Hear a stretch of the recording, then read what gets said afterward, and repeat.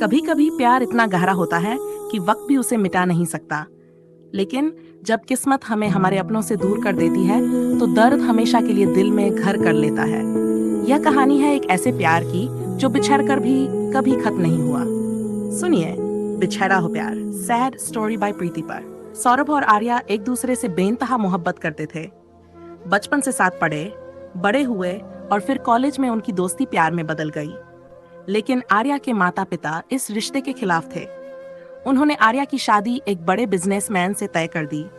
जिस दिन आर्या की शादी थी, उस दिन सौरभ उसकी गली के कोने में खड़ा था, आंखों में आंसू और दिल में टूटे सपने लिए। आर्या की भी आंखों में आंसू थे, लेकिन मजबूरी उसे उसके प्यार से दूर ले जा रही थी।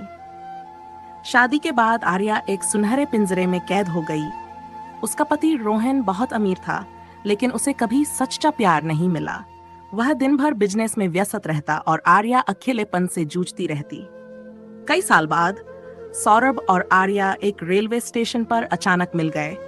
सौरभ अब एक मशहूर लेखक बन चुका था, लेकिन उसकी किताबों में सिर्फ दर्द ही दर्द था। आर्या अब भी उतनी ही खूबसूरत थी, लेकिन उसकी आंखों में अब भी वही उदासी थी। उन्होंने एक कॉफी शॉप में बैठकर अपनी पुरानी यादों को ताजा किया।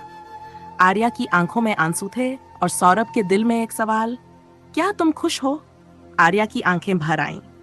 उसने बस इतना कहा, खुश रहने की कोशिश कर रही हूँ, लेकिन कभी कभी लगता है कि मैंने अपनी आत्मा को खो दिया है।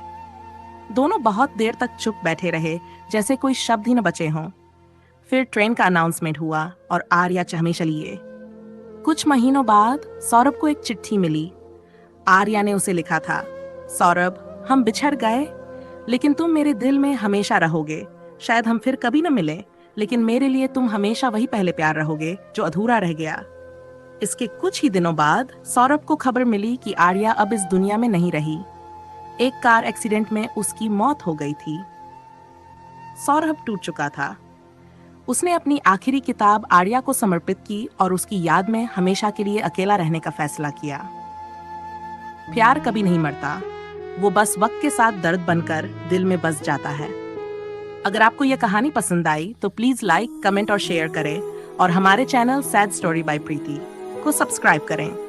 ऐसी ही और कहानियों के लिए जुड़े रहिए।